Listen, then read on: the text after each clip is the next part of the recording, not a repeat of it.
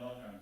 Thank you for joining us for the first of 3 fall lectures of the 2024 Society of Architectural Historians St. Louis Chapter, St. Louis Public Library, Steedman Architectural Library Lecture Series. On behalf of the St. Louis Public Library, Steedman Architectural Library, we are pleased to continue our collaboration with the Society of Architectural Historians St. Louis Chapter and host this lecture series. Before we begin, we ask that you all please mute your devices. Should you be joining us remotely and have any questions, please type them into the comments section.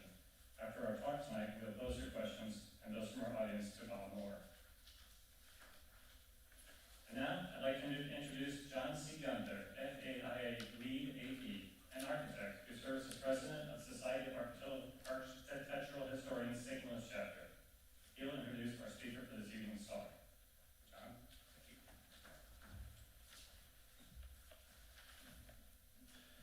Thank you, Trent, for your welcome and for hosting this talk. Please know how appreciative we are to the St. Louis Public Library, Steedman Architectural Library, for our continued collaboration for our Architecture Around the World lecture series. It is my privilege to introduce our friend and colleague and tonight's speaker. Robert J. Moore, Jr. is a senior lecturer at Washington University in St. Louis in the Sam Fox School and a retired public historian for the National Park Service. He holds a Bachelor of Fine Arts degree from Syracuse University and master's and PhD degrees in history from Washington University in St. Louis. His dissertation was about British influences on Theodore Roosevelt. Bob has written articles for national and regional magazines on Lewis and Clark, westward expansion, architectural history, and Dred and Harriet Scott. He is the author of 8 books, including The Gateway Arch and Architectural Dream in 2005. Bob Moore's scholarly interests include the architectural heritage of the U.S. and St. Louis, French colonial history, the African-American heritage of St. Louis, and the early role of women in architecture and design. He was privileged to interview over 100 people regarding their connections to the Arch Project during his 30 years at the memorial, including Charles Peterson, Kevin Roach, Dan Kiley, J. Henderson Barr, William Ing, Ken Kokmeyer, and many other architects, designers, and engineers, plus dozens of the men who built the Arch. He is currently at work on a biography of landscape architect Dan Kiley. Tonight, Bob will talk about a National Museum of American Architecture in St. Louis. Part of the original concept for the Jefferson National Expansion Memorial involved the creation of a Museum of American Architecture. The process was long and convoluted, and eventually the dream of such a museum, chiefly championed by architect and preservationist Charles E. Peterson, was dashed. But between 1936 and 19...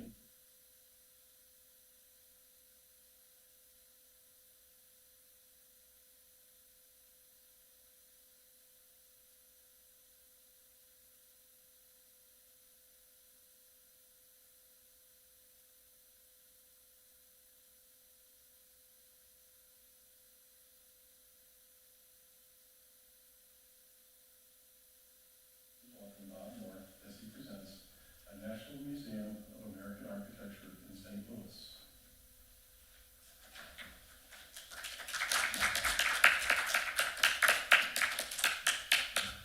Thank you, John. Welcome, everybody. It's nice. It's a small group, but it's larger than the last time I was here, so that's great.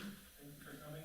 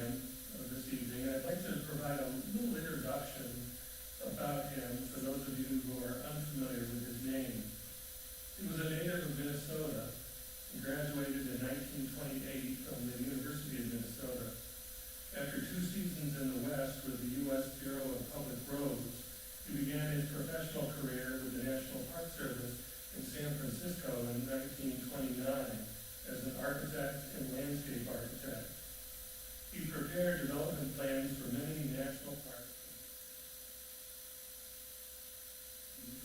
And in such diverse areas as the Petrified Forest of Arizona and the Skyline Drive in Virginia.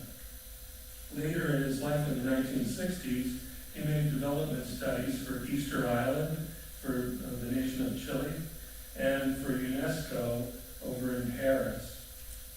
Peterson was the architect of many historic building restorations, beginning in 1931 with the Moore House at Yorktown, Virginia. He originated the Historic American Buildings Survey, as I mentioned, in 1933, and it has since become the largest archive of its type in the world.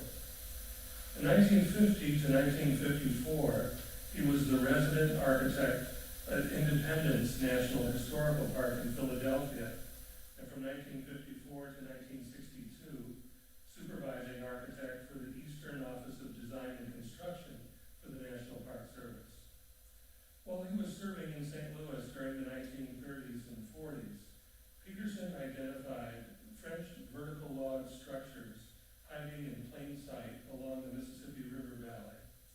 It's due to his foresight that the preservation of many of these sites, especially in St. Genevieve, can be credited. He conducted the pioneering research and writing about French colonial vernacular architecture. When he arrived in St. Louis, Peterson studied the plan for the new riverfront memorial, which had been outlined by civic leaders headed by a local lawyer named Luther Ely Smith. The plan was to raise all of the buildings within a 37-block area of the riverfront, encompassing Poplar Street north to Washington Avenue and Wharf Street west to 3rd. And you can see the area outlined in white on this aerial photograph of the time period. All the area within the dashed lines would be raised to make way for the memorial. Peterson was horrified to learn that the Historic Sites Act of 1935, which was used to legitimize the creation of the memorial, was now to be used to sanction the destruction of hundreds of old buildings. When I interviewed him about it in 1992, he thundered, "It's against the law. We're supposed to be in the business of saving buildings, and here we were pulling them down in wholesale. The biggest demolition the Park Service ever had." So I'm talking to him almost 60 years after the event, and there was still the fire and still the anger there after all that time. Peterson gave talks to area groups to try to stir up interest in saving the riverfront buildings. John Albury Bryan, whose name may be familiar to many of you, was brought in as the park historian. Peterson explained that some of the buildings were real hot, like the Butterfield office, the Pony Express,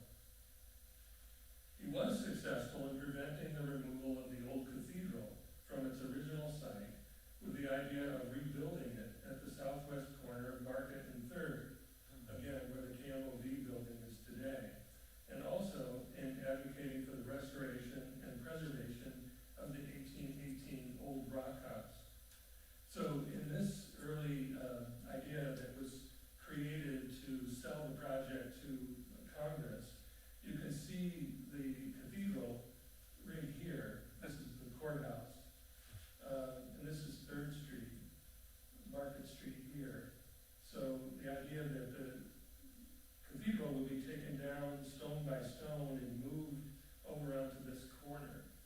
This is something that Peterson prevented from happening.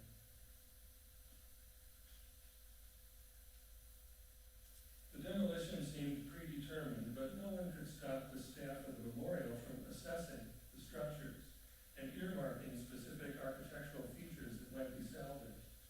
As Peterson and his staff studied the riverfront more closely, they came to realize that important aspects of the early development and use of cast iron as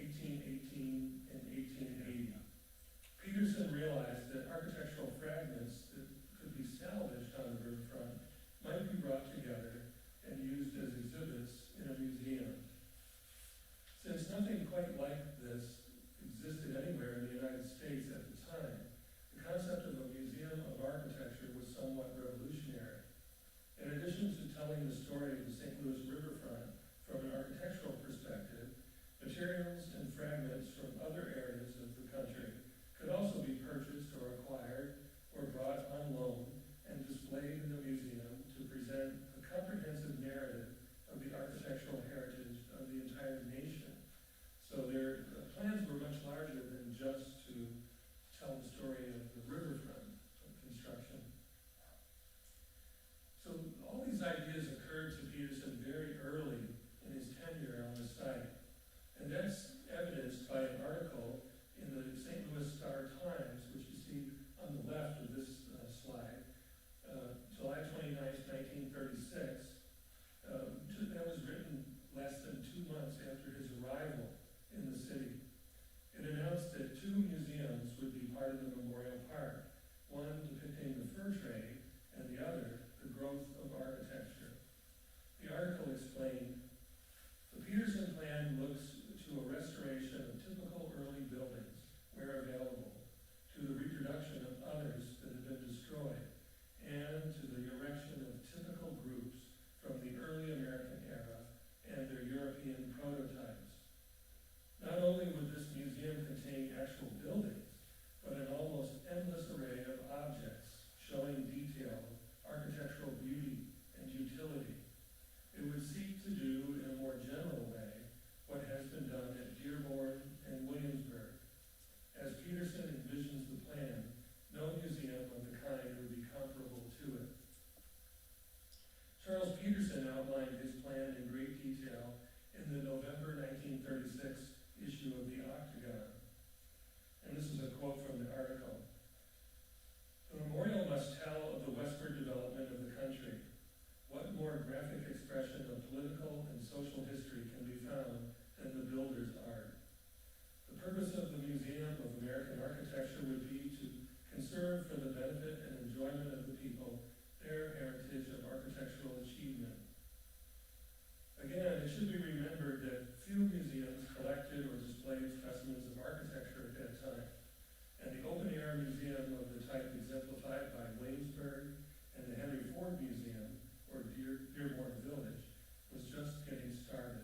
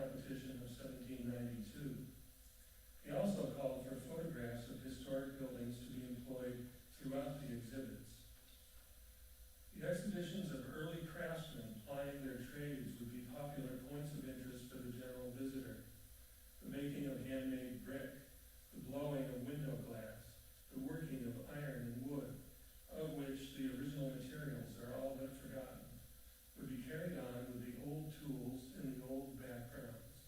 The operations themselves might be let out by concession so that the products could be sold to pay for the work.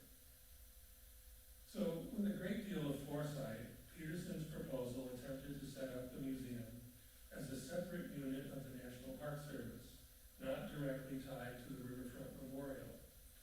I really can't stress how important this concept was, having been in the federal government for many years and understanding how red tape and government inner workings play out.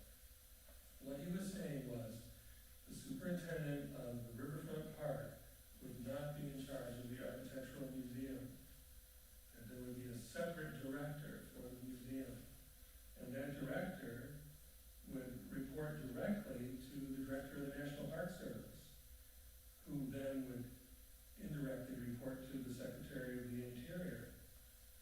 The director of the museum would be an architect with special experience in the field of historic architecture, as would most of the staff, he wrote. All would pursue original lines of research for publication by the museum. So he was trying to set it up so that the director of the museum would be guided by an advisory council appointed by the Secretary of the Interior. Peterson realized that most of the personnel in the National Park Service were Philistines, and unless he could have autonomy, the museum would soon lose its lofty concepts and be ruined. Peterson and his team tried constantly and through different means, to bring their case for saving St. Louis's architectural heritage before local residents. But the original plan for the memorial dealt only with commemorating westward expansion through a physical created monument and park. It wasn't concerned with the physical remains of the era that were embodied in the riverfront structures that were being raised, or even with the preservation, either physical or in writing, of the heritage that would be lost. This plan, the plan that you're looking at just now, may have been an attempt by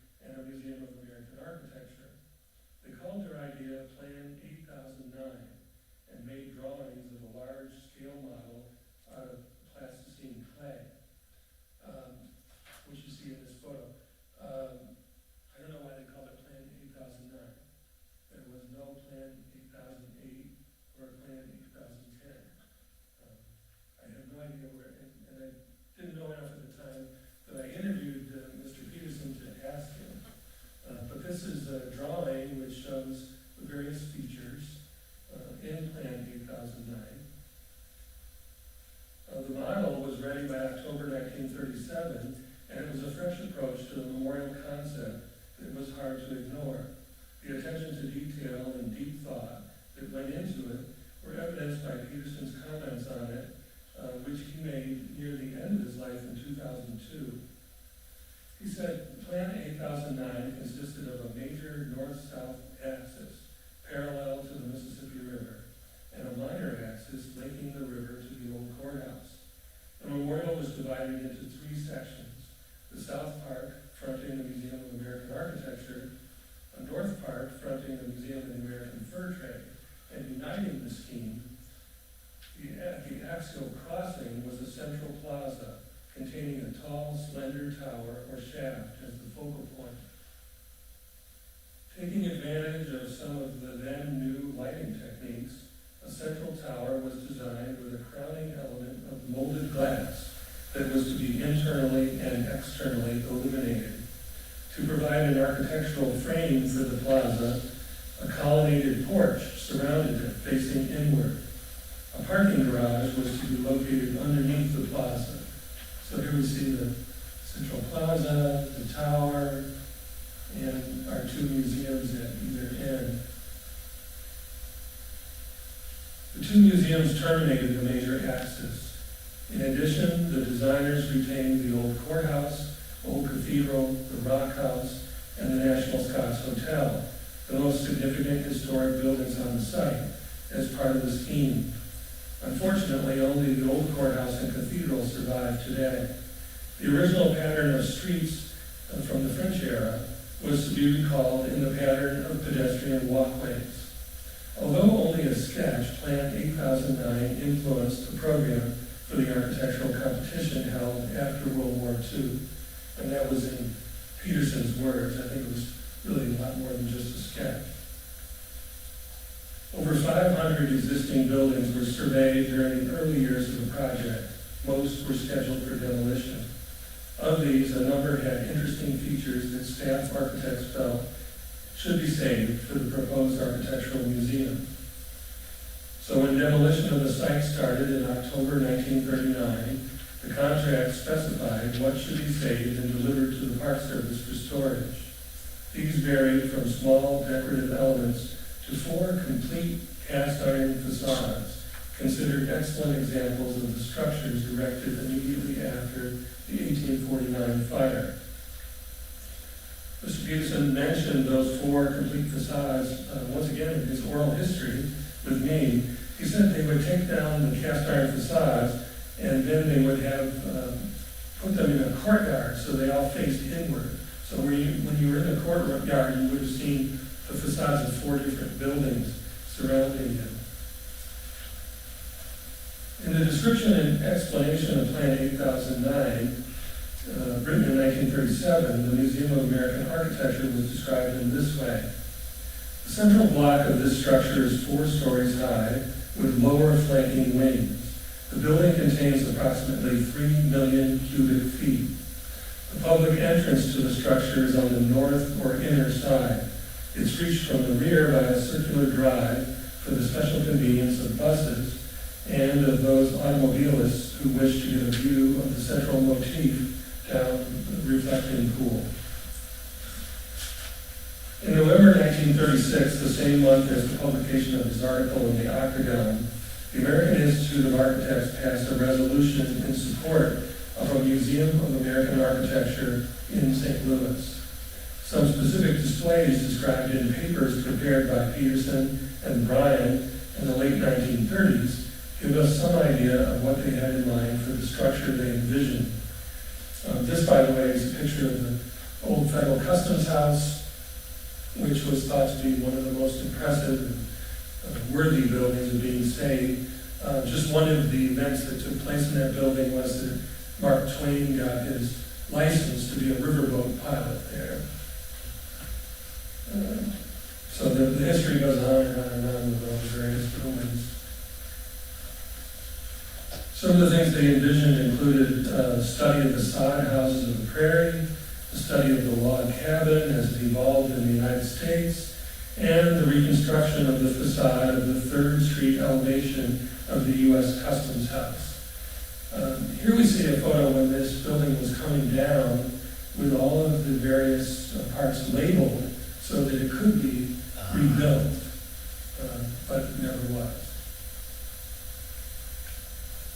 A detailed plan dated November 1937 of the museum provides a lot of practical information showing just how far the team went in imagining all aspects of the way it would function.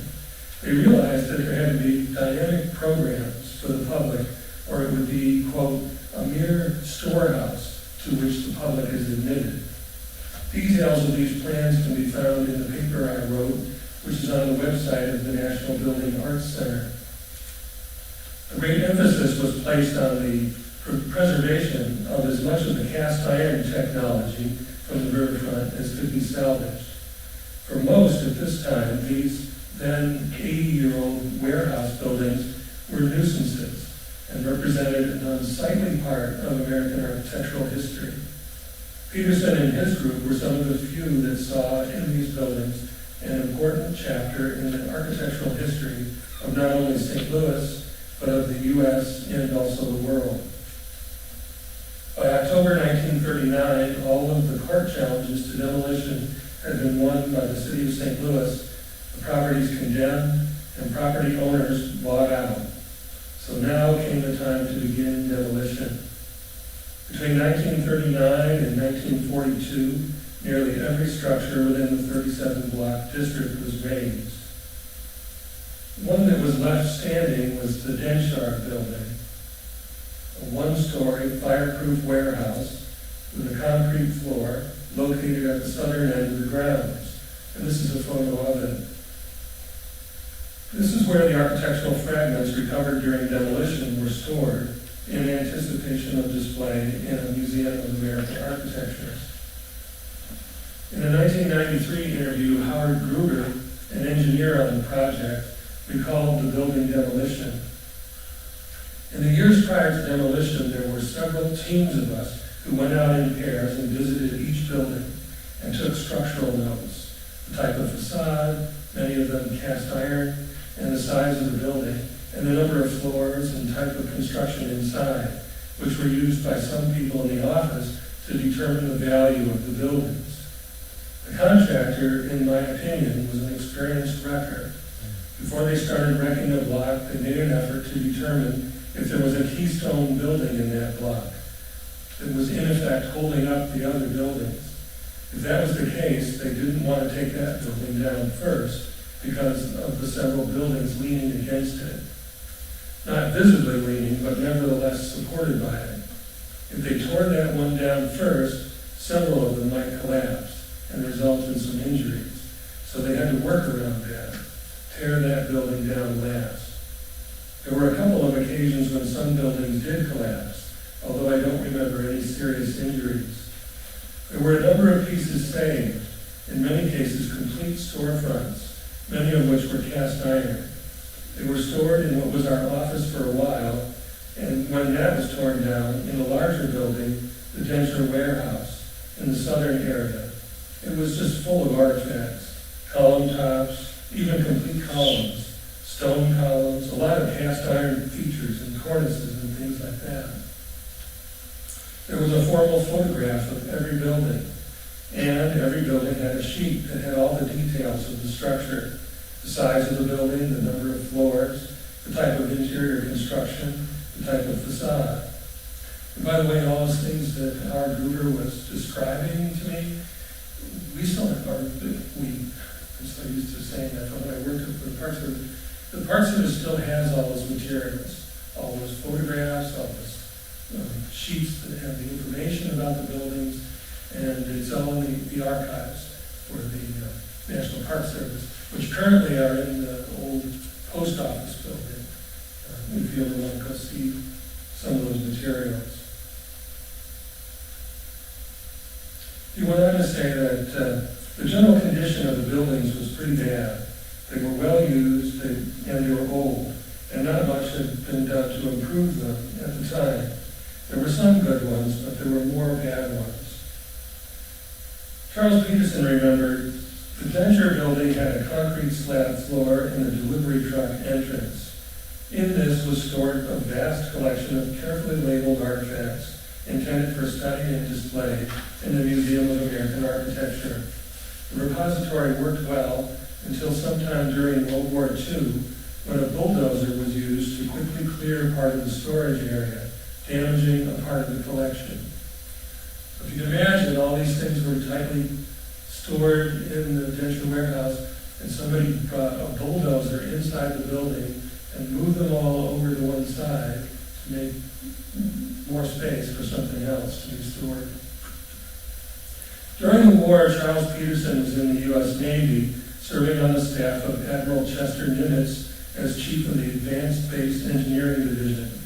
He was cited by the Navy for his work in planning the Pacific Campaign from Guam to Honshu. During the war years, drives for scrap metal occurred frequently. In the interest of national security, Superintendent Julian Spotts had to maintain the position that the preserved pieces in the Denture warehouse would be available as scrap if the military situation demanded. Fortunately, this never came to pass. 2 years after the close of World War II, the Jefferson National Expansion Memorial Association sponsored an architectural competition to design a memorial for the riverfront. This citizens committee wanted to make the site an integral part of community life and to create a modern and forward-looking space rather than an overly historic one, which was ironic in light of the reasons the memorial was created. However, it's important to understand that the thinking of the city fathers, led by Luther Ely Smith, was an ideal of having a riverfront park that was modern in its conception and which would present St. Louis as a forward-looking city. Although elements of history would be incorporated into the memorial, the goal was to present a city open to change and welcoming to business and tourist dollars. It was an attempt to begin a civic rebuilding program which might recoup St. Louis's past glories and position in the nation.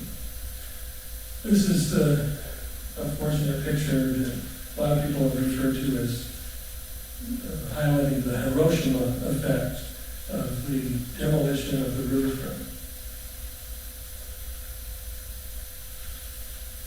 The competition was restricted to entries created by U.S. citizens and was held in 2 stages. The jury was composed of 7 nationally recognized architects, engineers, and art historians, and preferred the modern or international style of architecture popular at the time. It was the first large competition held after World War II and offered a first prize of a then whopping $40,000. Even today, competitions don't offer that much money.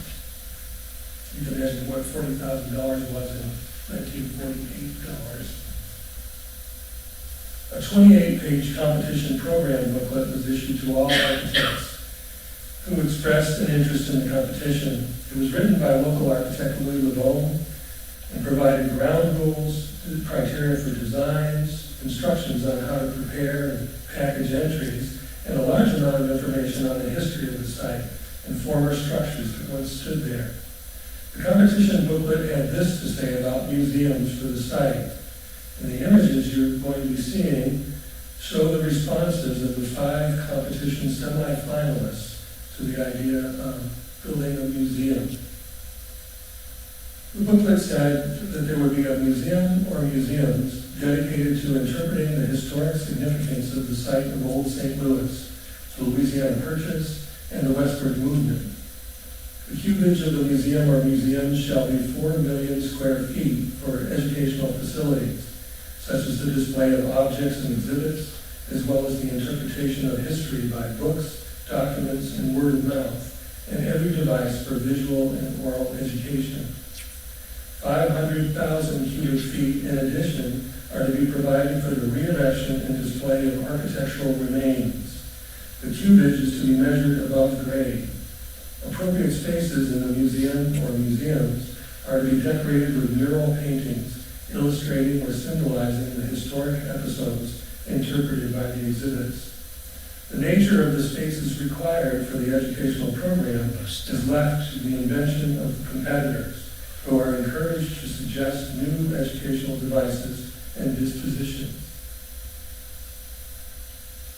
So, as you can see, in the original criteria that all of the competing architects were working with, there was to be at least one museum and perhaps a separate architectural museum, and provision was to be made to house those architectural fragments that had been salvaged from the riverfront. A total of 172 architects or collaborative teams from across the United States responded to the announcement of the competition, while well-known architects like Walter Gropius, Charles Eames, Skidmore, Owings and Merrill, Louis Kahn, and Edward Stone submitted entries. It was the relatively unknown Saarinen's design and its originally 590-foot tall arch that captured the jury's imagination. Charles Peterson noted, although the competition was carried out by the commission, it didn't directly involve members of the architectural team that had labored so long and hard at the site in the 1930s. Many had been reassigned during World War II and in the years immediately after. The author, for example, that is Mr. Peterson, was posted in 1947 to begin preliminary studies for the proposed Independence National Park in Philadelphia. On one occasion, after Saarinen had been selected, the author toured the site with the new architect. While there, they discussed the idea of retaining the old rock house, recently restored by the Park Service. Mr. Saarinen liked the idea of keeping the old stone building because he felt it helped to give scale to his soaring arch. Saarinen's design was one of the few that included a separate structure for a Museum of American Architecture, and it was the only one of the 5 semi-finalists to do so. After winning the competition in 1948, Saarinen wrote a folksy description of his plan called An Imaginary Tour of the Proposed Jefferson National Expansion Memorial. He made these comments in reference to the museum facilities. You walk down a few steps through a little formal garden and into the Architectural Museum, where there are many more interiors and scenes of the buildings of Old St. Louis. From there, your route takes you through the Historic Museum. This is not an ordinary museum with objects placed in glass cabinets with labels next to them, but rather a museum which, through animated exhibitions, soundtracks, and other modern devices, brings to life Jefferson and his time. Saarinen mentioned the museums again in a 1949 paper that was concerned with site restrictions being imposed by the railroads and the tunnel they demanded to take the place of the riverfront trestle. Saarinen wrote, the museums called for in the competition program include a large historical museum and a small architectural museum. Before these are built, it's obvious that we have to try to establish the museum policy. For example, the type of exhibits, the size of each, etc. The outcome of this might be a building 50% larger or 50% smaller. The outcome also may be that the Architectural Museum is built as part of the Historical Museum. These decisions will influence the design of the southern area of the park. In Saarinen's original plan and in the scale model made in 1948, soon after he won the competition, the Architectural Museum stands in the southern portion of the park, a large rectangular mid-century modern box with limited areas of windows on the west at the south end and on the east at the north end of the building. The building apparently was imagined as having 2 levels, which may have been restricted to the east side, while the west side was open from floor to ceiling to allow for the display of large building fronts. I put some architectural features from riverfront buildings and some display cubes into the space for the SketchUp model to see how much space there would have been for exhibits and give some idea of what it could have looked like. An estimate of the measurement of the building taken from the competition drawing and the model would make it about 264 feet long by 58 feet wide, with a height of about 35.5 feet. The cubic footage would have been 543,000, in line with the competition booklet's 500,000 cubic foot requirement, but far less than the 3 million cubic feet Peterson had hoped for in Plan 8009. The Korean War and domestic financial readjustments after World War II put the St. Louis project on hold in 1949, and it wasn't revived again until 1957. The Densher warehouse sat idle to the south of the old cathedral, containing the architectural fragments salvaged from the demolition. When federal money was released for the project, a pared-down budget resulted in Saarinen dropping the Museum of Architecture from the memorial plans. John Bryan continued work as the park's historian, historical architect, and was Peterson's confidant on the site. He organized a large exhibition of cast iron artifacts, which were displayed in the east basement of the old courthouse in 1954, in an effort to generate public interest in the collection. He was appalled at the idea of jettisoning most of the items collected from the riverfront demolition. During 1958, when hundreds of cubic yards of fill were about to be spread on the site according to grading plans, the warehouse had to be removed. Age and decay made the building difficult to maintain, so Superintendent Julian Spotts requested that the architectural fragments housed in the warehouse be given away because there were no plans to use them at the memorial. National Park Service Director Conrad Worth approved the request. Form letters were prepared and sent to local universities and museums offering the fragments at cost. And the Park Service staff was told to develop a plan for disposal by the spring of 1958. The Smithsonian Institution selected a full third of the fragments before Walter Huber, chairman of the National Park Service Advisory Board, expressed concern to Director Worth about the situation. Superintendent Spotts was told to stop further action until the Park Service could restudy the collection. But the superintendent of the site, Julian Spotts, noted that every time a delegation studied the fragments, more material was marked for retention.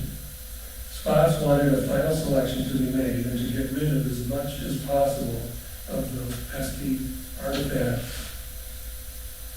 In August 1958, Worth declared that some of the fragments would be kept for use at the park, while the large and important specimens would be donated to the Smithsonian Institution. The remainder of the fragments not taken by schools, museums, and historical societies would be disposed of when the Densher warehouse was raised. By September 1958, the National Park Service decided which objects it wanted to keep. Within the next few months, the Smithsonian, the Missouri Historical Society, and other organizations hauled away selected items. Charles Peterson was living in Philadelphia and still coping with the second disaster of his life, the razing of a large number of post-1820 buildings in the central city in order to cleanse the area of a large number of non-colonial and federal-era structures. In Philadelphia, they just wiped out everything near Independence Hall that was built after about 1820. Peterson was outspoken in his frustration at the decision not only to dump the idea of an architectural museum in St. Louis, but also for the memorial to divest itself of the artifacts that had been carefully selected and recovered in the 1930s. He recalled, the Park Service decided the collection had little or no value. The collection was then offered to museums. Wow. To its surprise, there was a lively interest. The Smithsonian Museum in Washington got first choice.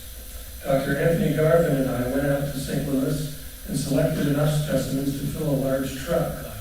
With the dispersal of the collection, hope for a major architectural museum in St. Louis came to an end.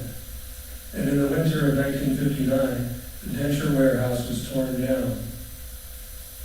It's known that the Smithsonian Institution, the Missouri History Museum, the Missouri Botanical Gardens, and the Illinois State Park Board removed materials from the warehouse in 1958.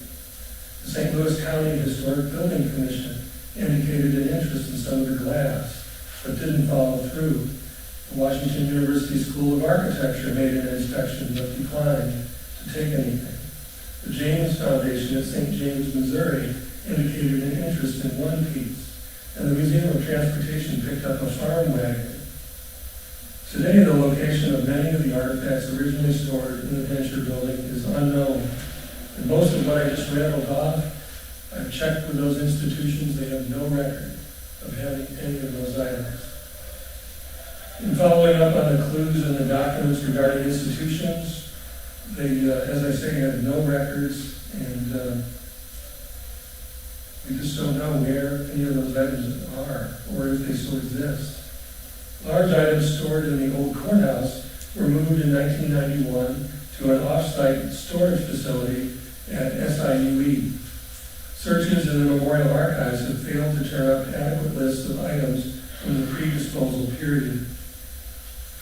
The memorial does, however, have complete records of all the items retained by the park in 1958. This is a picture of myself that was taken over at SIUE. I'm looking at some of the items. I tracked down some of the original buildings from which the artifacts that they have came. The zinc components I'm looking at in the picture from this building in the upper gable. Other examples include cast iron pilasters and part of the elaborate balcony rail from the Green Tree Tavern, a fluted cast iron column from this building on Washington Avenue, the column and other architectural details from William Rumbold's Graham Newman building of 1859. Part of the cornice of the 1875 Shoto building, and one of those cast iron windows from the 1850 Allen Collier building. There's also a door frame and doors from this building on North 1st Street. I was frustrated in my efforts to actually see many of these original pieces, as the storage system and cataloging at SIUE leaves much to be desired. I can't recall how many rabbit holes I went down trying to find the location of artifacts from the arch grounds while I worked as the historian at the site. Other than smaller objects at SIUE and those we retained at the park, I never found or saw a single one. The items taken to the Smithsonian Institution in 1958 are still apparently in their possession and are stored in a facility in Maryland. I tried to see the materials the Smithsonian took when I traveled east for a wedding in 2014. The exhibit designer for the arch had the name of a person pretty high up in the Smithsonian hierarchy. I started with that person, who was very receptive to allowing me to see the items. I moved down the food chain, and as I did, I found more and more reluctance to letting me see the artifacts. By the time I contacted the actual custodian at the facility in Maryland, he did everything in his power to discourage me and often refused to take my phone calls. Time ran out, and I was not able to set up a meeting before the wedding. My own idea of the whereabouts of those items harkens back to the final scene in Raiders of the Lost Ark. In my opinion, our St. Louis artifacts were crated up in 1958 and put into a warehouse. My conjecture is that the crates have never been opened, and that they still sit in the same spot where they were placed in 1958. They are probably buried so deep that the Smithsonian people don't want to deal with digging them out and uncrating them. Part of the reason I was so eager to see the old artifacts was due to the design of new exhibits at the Gateway Arch, to see what was available for display. The exhibit designers overruled the content designers, which included myself, on nearly every idea we had to try to incorporate riverfront artifacts into their design. In the new museum, I tried to incorporate as much of the spirit of Charles Peterson's Museum of American Architecture idea as possible. So I was successful in including full-scale reproduction of a French colonial house, the recreation of a portion of William Clark's Indian Gallery and Council Chamber, The reconstruction, utilizing surviving elements of the old rock house, and the use of a cast iron building front graciously loaned by the National Building Arts Center, since none of the ones that were on the riverfront are still around.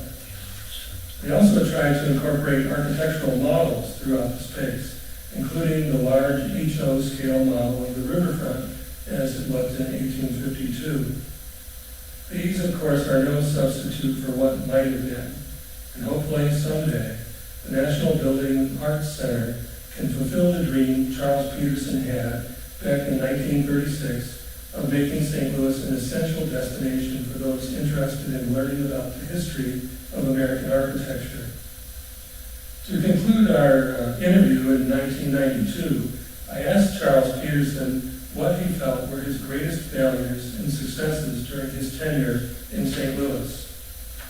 He answered, "The worst failure was losing the Rock House and the whole collection of architectural fragments, which would have gone into the Museum of Architecture. Greatest triumph was, I think, entirely due to me that the cathedral is still on its original site and that the courthouse was included in the park. The historians didn't want the courthouse. They didn't like the project to begin with. Well, for obvious reasons. They made the greatest demolition the Park Service had ever done, justified by an act to save historic buildings." So thank you for your attention.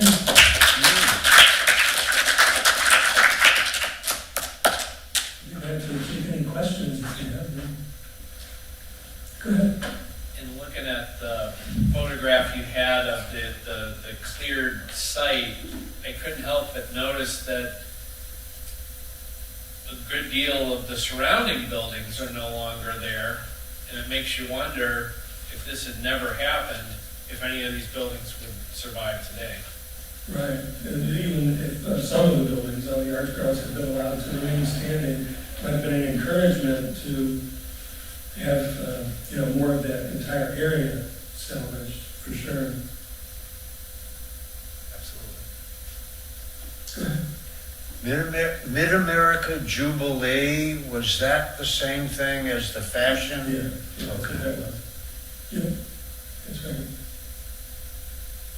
That referred to, there was a photograph that showed a lot of buildings on the south end of the Arts Grounds near the old cathedral. It was like a temporary fair that took place there in the mid-50s. I see a question way up in the end. Yeah, are there any plans for a National Architecture Museum? Yes.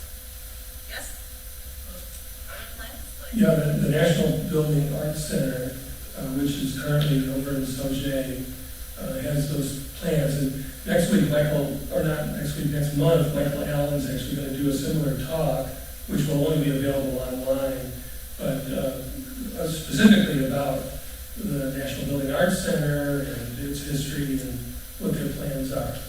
So he'll be able to fill you in better than I, but they have a very large collection from across the country and very interesting things over there. So it's exciting to think that they finally have an architectural museum and it'll be here in St. Louis.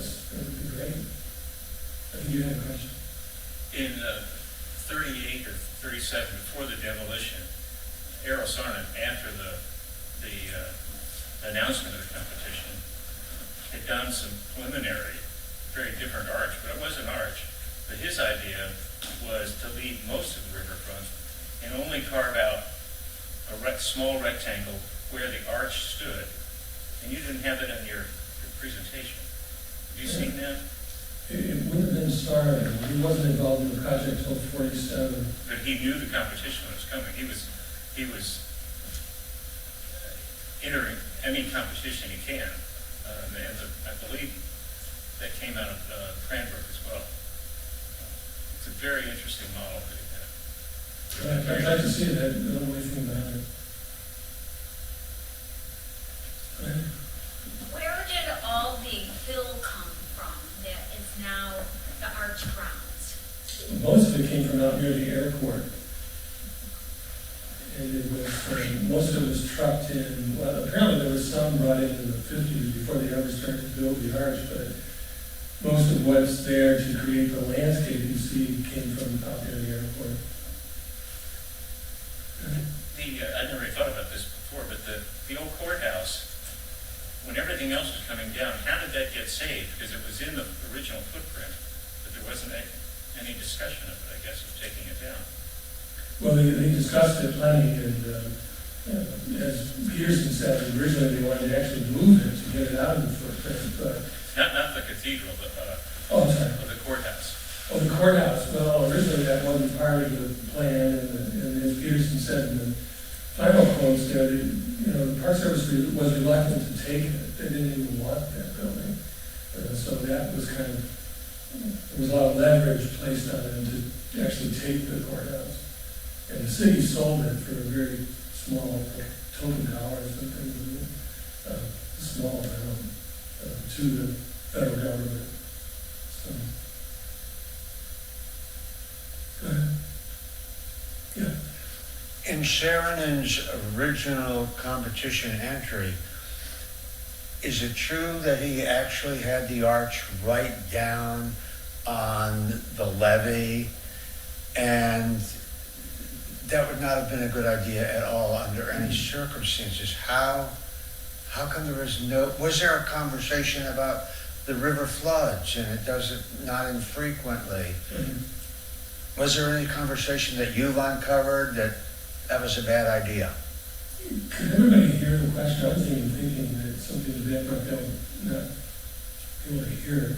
But the question was about the original concept for the arch grounds for the competition that Saarinen put together, and about the arch actually being down on the river, not up above, which is true. That's how he designed it in 1947, continued in the second design phase in 1948.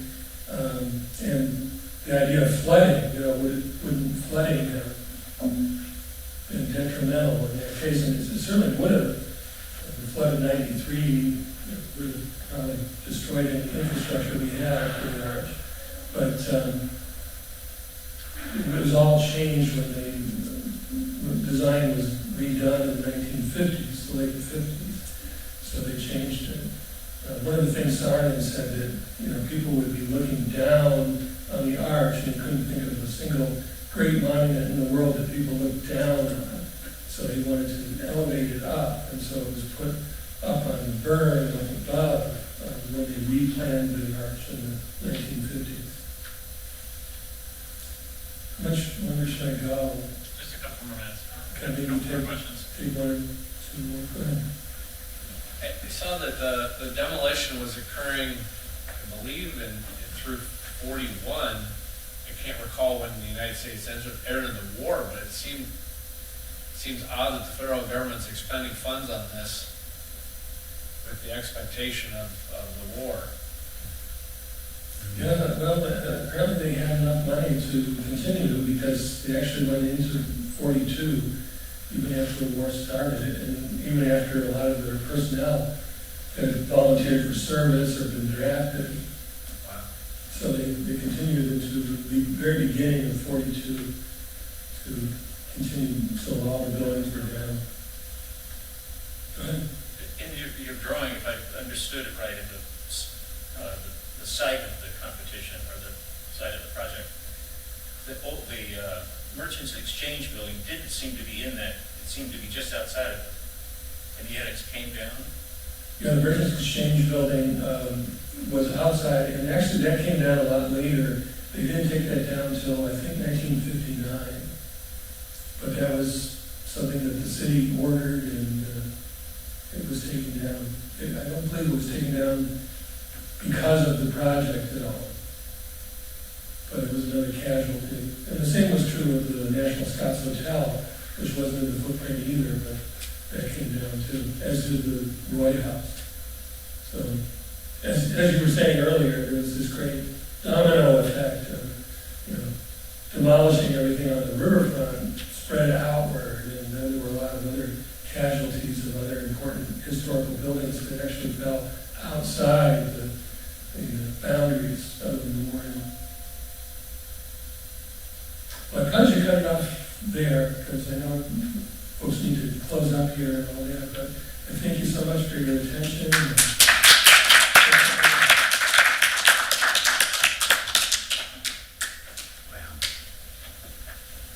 Thank you. Thank you.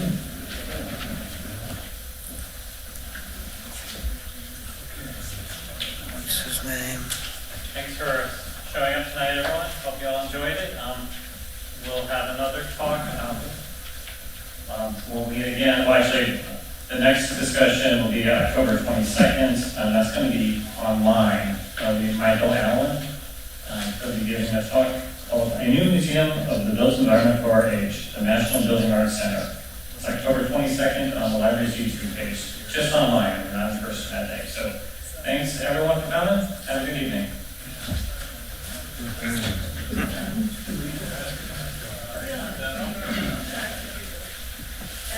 You think all the cast iron got melted down from the Second World War? Some of it probably did. Yeah. Now, look, there's another museum in Washington. It's a buildings museum too. Do you think Yes, yeah, it's in the old pension building. Yeah. In Washington, yeah, it's do you think beautiful. some of the stuff that said when the Smithsonian ended up there? No, that's a good question. It would be worth checking out. That's a really good. It's a nice museum, but It you is. know, it doesn't have the, like everything, what's its face has over here. So Right. I have a, Hey, Bob, How's it going? you knew my wife well, Chris Sapple. Oh, yes. hello, Ken. How are you? She's been gone for 3 years now. Good to see you. I know you and she did a lot of work together.